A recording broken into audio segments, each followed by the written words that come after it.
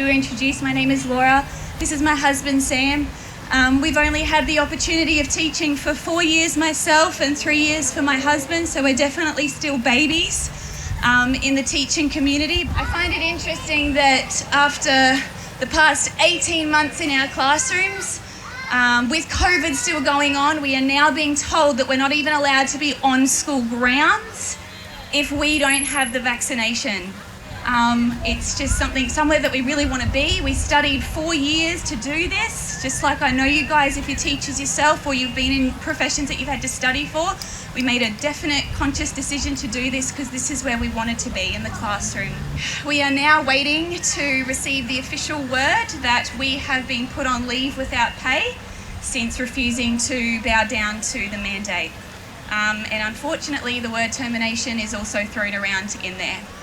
So for us, that means that the block of land that we just purchased with the dream of building a home and raising our family has just kind of blown up in our face a little bit. We have been going through Red Union. I would assume a lot of people here are familiar with that now. Unfortunately, our old union, we won't go naming names, but I'm sure we all know, decided to pretty much just roll over and let the mandates happen, didn't put any sort of fight up at all. So we just want to say a big thank you to Red Union for giving us some steps when it comes to risk assessments and all that kind of stuff, which, by the way, our schools could not provide for us. So if any sort of injury happened for this vaccine, I don't think Education Queensland was going to put their hand up and go, yeah, we'll help you out. So that has not been provided for us, which makes me even go another red flag. Absolutely do not come anywhere near me with that needle.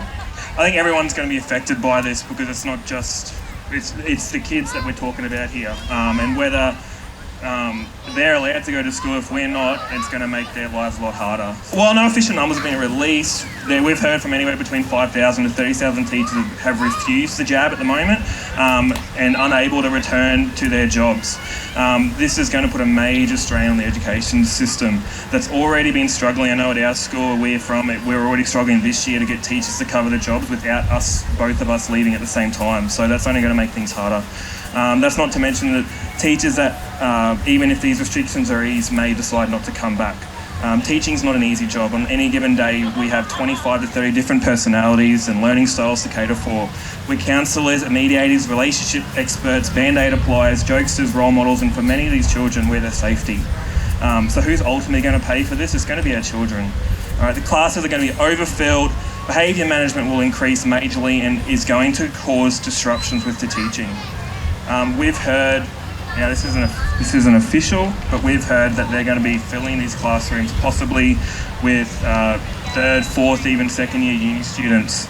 So coming from, we're third and fourth years, I know in our first years we weren't ready, and I can't imagine what it would be like as an 18, 19-year-old going into a classroom that are already over capacity, not having the skills and not being able to cope with what's expected and what you have to do in the classroom. So I don't know if it's even legal. Would we put a first or fourth year medical student to operate on people unsupervised? While surgery and teaching may be very different, there is still a process that needs to be followed and helps people learn skills. So I think this is only going to be hurting our children.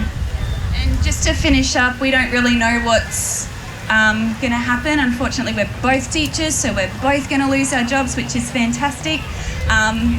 And sadly, with, everybody, or not everybody, sorry, with a lot of people refusing the jab, obviously there's less and less jobs out there that don't require the mandate. But just in finishing, I just want to say that we have thrown around the idea of tutoring, starting a tutoring business, all that kind of stuff. So watch this space a little bit. But I just want to really, really quickly, thank you, it's scary, but we just want to teach. That's the bottom line. We just want to do what we studied to do. And I know that you as parents absolutely love your children, and I can promise you that there is no one that loves your children second to teachers. We love them so much. And I just want to say one last thing, that I have learnt one thing. I just want everyone, if you're a teacher or a parent, or you will know this student, I want you to think of the stubbornest student that you've taught or been around, that kid that you love to absolute bits. but absolutely drives you nuts. I've had 5-year-olds stand on the carpet and say, no. If you want to meet an immovable object, a 5-year-old that doesn't want to do what you've asked them to do. I taught prep last year. But I want you to channel that energy, channel that 5-year-old stubborn energy and say, if you're going to push me into a wall, I'm going to push back harder and watch me become even stronger, because if I'm strong enough to do this, you're strong enough to do this. And as a collective, we are stronger than anything. From what we understand, there is 100,000 roughly teachers registered with the Queensland Education Department. The Monday morning that Anastasia, I won't say her last name, decided to come out and extend school by delay school by 2 weeks, all us teachers were expected with Education Queensland to have had our survey in by the Friday before that. And she's telling the parents that it's because of Omicron that she's delaying school. Bullshit. She is delaying school because she found out that in the Education Queensland system alone, she's losing 25,900 staff, teacher aides, teachers, admin, cleaners, whatever their role is, 25,900 Education Queensland staff alone. They are estimating 12,000 of those are teachers. There's 1/10 of her staff gone already. Then you take Catholic into account. Catholic education is as big as Queensland education. Possibly another 10, let's be nice, 8,000 there. There's 20 gone already, teachers. And then you've got your independent schools. Let's say another 2 or 3. So we're estimating around a quarter of her teaching staff has said, stick it up your butthole.